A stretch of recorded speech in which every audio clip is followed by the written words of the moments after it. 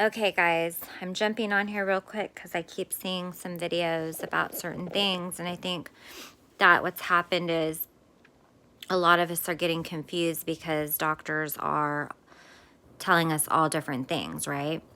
But what I do know is there's a huge difference between inappropriate sinus tachycardia and POTS. They're similar in different ways. A normal resting heart rate is 60 to 100. Okay, that's for anybody that's healthy that doesn't even have these heart problems. So me talking to you right now is going to raise my pulse by a couple different beats to maybe even 5 more. So if somebody's on an oxygen monitor or taking their pulse while they're talking, they're going to notice that their heart rate is higher, right? And it's true. This happens with somebody without POTS or inappropriate sinus tachycardia. So anyways, going from laying down to standing up with any normal person, your heart rate's going to go up a couple beats. And same for when you're walking. And a lot of people that don't have POTS or inappropriate sinus tachycardia, their heart rate upon standing could be in the 120s, believe it or not.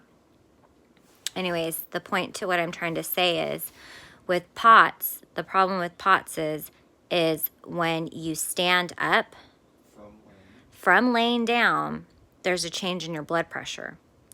And with that change in your blood pressure is your heart rate goes high. It elevates and gets higher, right? Then when you lay down, it goes back to normal. That's majority of the time. There might be some, I'm not a doctor, but this is just all my knowledge from the 4 years I've been dealing with this. And actually, I'm in a lot of support groups and hearing all their stories. So what I'm saying is your heart will usually go back down, right? Okay, so that's POTS with a lot of other symptoms. So we're talking about heart rates right now. So let's talk about inappropriate sinus tachycardia because I've had POTS and that went away. Hope it never comes back. But let's talk about inappropriate sinus tachycardia now. Inappropriate sinus tachycardia is this. Your heart rate usually is higher at resting. Okay, so if you're laying down, your heart rate is usually about 86 to above.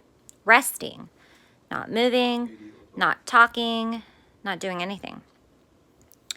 And then inappropriate sinus tachycardia, your heart rate isn't always when you stand up fast.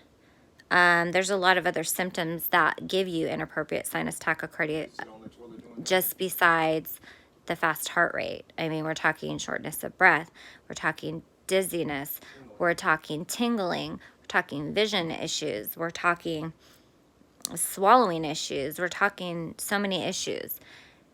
But with inappropriate sinus tachycardia, I could be sitting here talking to you right now and my heart can shoot up to 190 doing nothing. It has nothing to do with me getting up, standing up, or walking, because inappropriate sinus tachycardia, your heart rate can go crazy whenever it wants. And yeah, it's in a normal sinus rhythm. And also, guys, inappropriate sinus tachycardia is just a blanket term diagnosis. And what that means is they don't know what's causing it at all. They just don't. And they try to basically eliminate all the things, which I'm going to be going through a lot more testing, even though, no, guys, I've been going through testing for 4 years. And I even have more than one cardiologist. And I even have a cardiologist in Stanford, which here in California is one of the best cardiology hospitals. And then I'm here in Sacramento where I have another cardiologist. And guess what? They're both on different pages. Each one of them is telling me something different. Who do I believe? I don't know. But like I said, it's very easy to get symptoms mixed up. These diagnoses mixed up. And at the same time, I do know people that have had panic attacks as well, that their heart rate has shot up very high. But, you know, it's really, I mean, you wouldn't think a heart rate would go over like, I don't know, 130 or whatever. Just resting, doing nothing. So, inappropriate sinus tachycardia. Without taking the beta blockers, before we got to the beta blockers, guys, you're going to have all these other symptoms associated with the inappropriate sinus tachycardia. And that's kind of some of the symptoms I told you before. So if you have any questions, because I do have a lot of knowledge now, all the research, all the groups I've joined, all the people I know on a personal basis that may have this or something similar. If you have any questions, or if you guys have any input on what I'm saying, then let me know. Don't forget to like and subscribe. Have a good night.